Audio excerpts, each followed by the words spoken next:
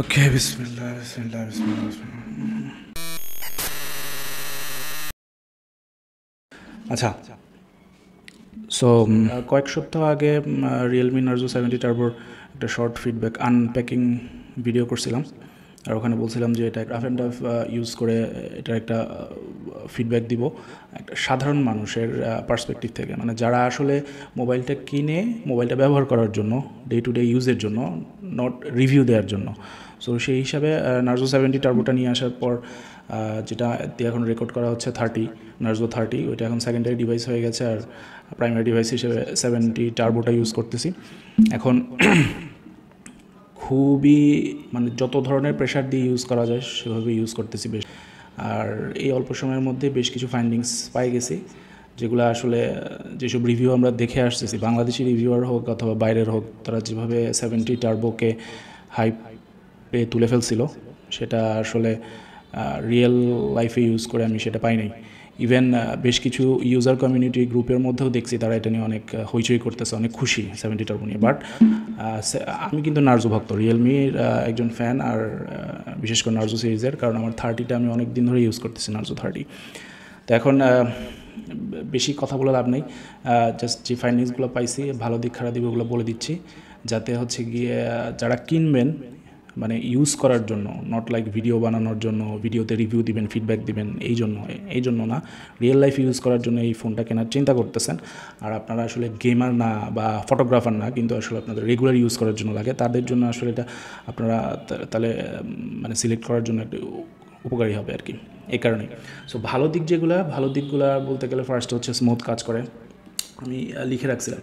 Smooth কাজ করে বলতে হচ্ছে অ্যাপ স্টার্টিং টাইমটা যথেষ্ট ফাস্ট। এখন এটা আলাদা করে বলার কিছু নাই, কারণ মিডিয়াটেক 7300 যে প্রসেসর প্লাস র্যাম 8GB, এই সেই হাবিজাবি সবগুলো কারণে সেই হিসাবে তো অ্যাপ স্টার্টিং টাইমটা যথেষ্ট ফাস্ট হওয়া উচিত। আর আমি বেশ অনেক ধরনের ভারী কমিউনিকেশন অ্যাপ ইউজ করি, উইচ্যাটের মতন চায়না যেই কমিউনিকেশন অ্যাপগুলো আছে অনেক ভারী হয়, এছাড়া ক্যানভা, আরও এডিটর মতো আমি যেটা দেখছি মোটামুটি সবগুলোই যথেষ্ট ফাস্ট ওয়েতে স্টার্ট হয়েছে, বাট উইচ্যাটটাই একটু স্লো ওপেন হয়, 1 সেকেন্ড 2 সেকেন্ডের মতন লাগে এটা। আর সেকেন্ড হচ্ছে যে মোবাইলটা যথেষ্ট হচ্ছে কি হালকা পাতলা, আমার 30 নার্জো 30 থেকে অনেক হালকা পাতলা, দেখে মনে হয় যে অনেক ভারী হবে, কিন্তু যখন হাতে নিয়েছিলাম তখনই বুঝছি যে অনেক হালকা ফিল হয়, এবং যারা হাতে নিয়েছে অন্যরা তারাও একই কথা বলছে, অনেক হালকা। এখন তারপর নাম্বার 3, এটা হচ্ছে ব্যাক ক্যামেরার যেই স্ট্রাকচারটা, এটা দেখতে আসলে ভালো, যদিও আমি প্রচুর পরিমাণে ভিডিও দেখছি এই নার্জো 70, আর আমি কিনবো না এটার মধ্যে একটা কনফিউশনে ছিলাম, CMF ফোনের দিকে অনেকটা ঝুঁকে গেছিলাম এই ক্যামেরাটার কারণে, মানে আমার কাছে ক্যামেরাটা ভালো লাগতেছিল না। বাট আলটিমেটলি যেহেতু নার্জোতে একটা সফট কর্নার আছে, সো নার্জো 70টাই নিয়ে আসছি কিনে, আর সামনাসামনি দেখে ক্যামেরাটা আসলে ভালো লাগে। ভিডিওতে দেখলে অনেক কাছে ভালো না লাগতে পারে, বাট সামনাসামনি দেখলে ক্যামেরাটা আসলে সুন্দর। আর এছাড়া হচ্ছে ছবি তোলা, ছবির কোয়ালিটি, গেমস, এগুলো নিয়ে আমি বলতে পারবো না, কারণ যেটা বললাম যে আমরা আসলে গেমারদের জন্য না, বা যারা ছবি তোলে তাদের জন্য না, যারা রিভিউ দেয় আসলে ইউটিউবে, বিভিন্ন সোশ্যাল মিডিয়ায়, তারা এই জিনিসগুলো কভার করার চেষ্টা করে। বাট আমি চেষ্টা করতেছি একজন মানুষ যে তার হার্ড আর্ন মানি দিয়ে এই মোবাইলটা কিনবে, সে কেনার পরে আসলে এটা থেকে কীরকম পারফরমেন্স হবে সেটার জন্য। সো আমরা আসলে সেভাবে গেমস খেলি না এই বয়সে এসে এখন, আর ছবি তোলা সেরকম কোনো অকেশন হইলে হয়তো তোলা হয়, সো এইসব ছবির কোয়ালিটি নিয়ে আমি বলতে পারবো না, আমি এখনও তুলি নেই, আর গেমস খেলি নাই, তবে গেমস হয়তো একটা নামায় খেলে দেখতে পারি আর কি সামনে। বাট গেমস ভালোই চলার কথা, কারণ এরকম processor and everything, app starting যেহেতু যথেষ্ট ফাস্ট, খুব তাড়াতাড়ি লোড হয়ে যায়, সো সেই হিসাবে চলার কথা। আর অন্যান্য রিভিউয়ার যারা আছে, যারা প্রফেশনাল, তারা হচ্ছে কি গেমের সাইডটা অনেক ভালো কভার করছে, সো ওইটা বিলিভ করতে হবে। যদিও তাদের অনেক কথার উপর বিলিভ করে হচ্ছে আমি সেটটা কেনার পরে এগুলোর সাথে মিল পাই নাই, বাট যাই হোক। সো এগুলো হচ্ছে ভালো দিক মোটামুটি। আর এখন যদি নেগেটিভ দিক কথা বলি, তাহলে প্রথমটা হচ্ছে যে এই মোবাইলটা যদি কভার ছাড়া ইউজ করি না, তাহলে হচ্ছে ক্যামেরার যে পেছনের পার্টটা একটু উঁচু টাইপের, এখানে স্ক্র্যাচ পড়ার চান্সেস আছে। এটা আমি কনফার্ম করতে পারতেছি না, কারণ এটা স্ক্র্যাচ টেস্ট করার মতন সাহস আমার নাই। এখন জেরি রিক্স এভরিথিং চ্যানেলের মতন কেউ যদি হচ্ছে কি এরকম রিস্ক নিয়ে এই টেস্ট করে দেখতে চায় স্ক্র্যাচ পড়ে কিনা, তাহলে হয়তো কনফার্মেশন পাওয়া যাবে আর কি, যে এটাতে স্ক্র্যাচ পড়বে কিনা কভার ছাড়া ইউজ করলে। বাট ডেফিনেটলি এটা আমি কভার ছাড়া যখন রাখি, তখন ক্যামেরাটা আসলে যে সারফেসটার মধ্যে থাকে, সো স্ক্র্যাচ পড়ার চান্সেস থাকে। কভার ইউজ করলে তখন আর সেটা হয় না আর কি।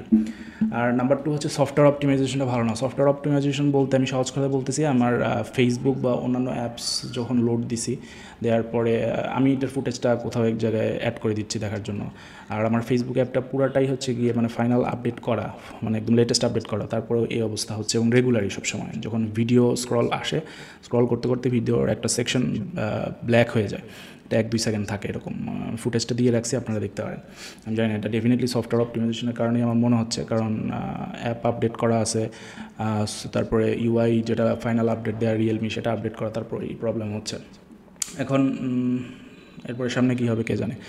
আর নাম্বার 3 হচ্ছে সাউন্ড কোয়ালিটি। সবাই বলছে খুবই ভালো, মোটামুটি ভালো, আবার অনেক বলছে ভালো, কিন্তু আসলে আমরা যারা ডে টু ডে ইউজ করি, ধর আমরা অফিসে থাকলে বা বাসায় বা যেখানেই যাই, খুব বাইরে অনেক ধরনের নয়েজ হয়, বিশেষ করে ফ্যান চালানো থাকে।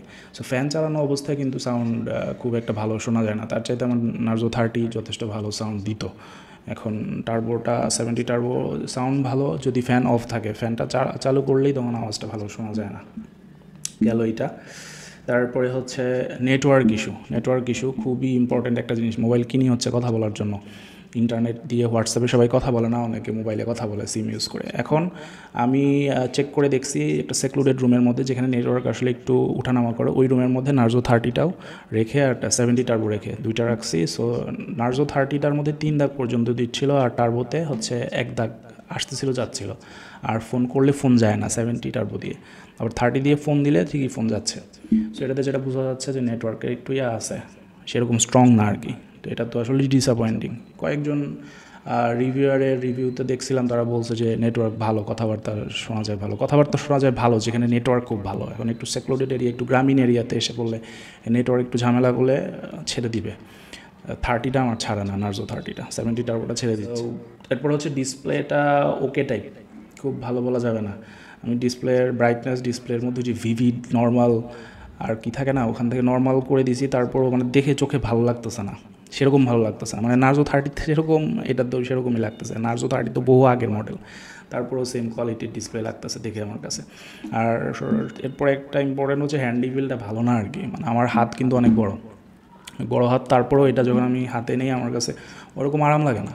কভারটা পরানো আছে, কভার সহ হাতে নিলে এরকম খুব একটা মজা লাগে না। তো এই আর কি। এখন মেইন কথা হচ্ছে, আমি নার্জো 70 টার্বো কেনার আগে প্রচুর পরিমাণে ভিডিও দেখছি। টাকা যখন জমাইতেছিলাম যে একটা মোবাইল কেনা দরকার, কারণ 30টার অবস্থা ভালো হচ্ছে না। যে নতুন অ্যাপসগুলো এত আপডেটের পরে এখন এই অ্যাপগুলো লোড নিতে খুব ঝামেলা হয়ে যায় 30 পক্ষে। সো নতুন মোবাইল নেওয়ার দরকার ছিল। 70 টার্বোর প্রচুর ভিডিও দেখছি, রিভিউ দেখছি, ইউজার গ্রুপে দেখছি, সবাই দেখতেছি এটা নিয়ে খুব পজিটিভ। তো সেই কারণে কেনা। ফাইনাল সিলেকশন ছিল সিএমএফ ফোন অথবা নার্জোতেই আসছি, কারণ নার্জোর মধ্যে এই যে কী বলে হেডফোন জ্যাক আছে, হেডফোন ঢোকানোর জন্য।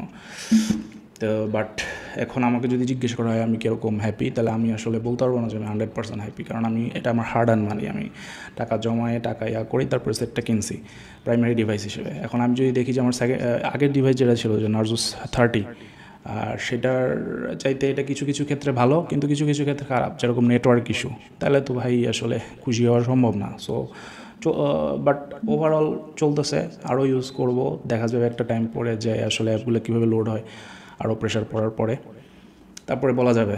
বাট এই ফাইন্ডিংসগুলো অল্প সময়ের মধ্যে পেয়ে গেছি, এগুলো শেয়ার করলাম। আর সামনে যদি আরও কিছু ফাইন্ডিংস আসে বা দেখি যে না এখন ফার্দার আপডেটের পরে অনেক জিনিস ঠিক হয়েছে, তাহলে সেগুলোও শেয়ার করব। আর এটাই। আর চার্জিং ফাস্ট, সেটা নিয়ে কোনো কথা নাই। সো এ পর্যন্তই।